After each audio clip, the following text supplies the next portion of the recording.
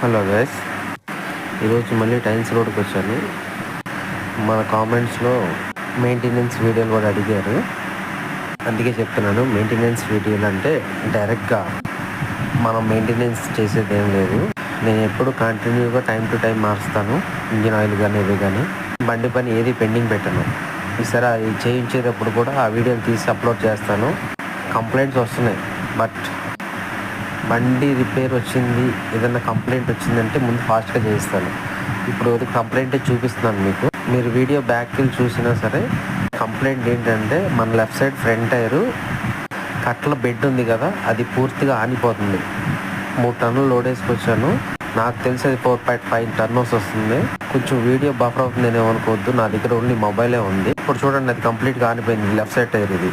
మిగతా అన్ని చూసారు కదా, అది అన్ని పైకే ఉన్నాయి. బ్యాక్ సైడ్ హెవీ కట్లు వేయించాను, ఎదర మట్టికి ఒక ప్లేట్ ఎక్కిచ్చాను.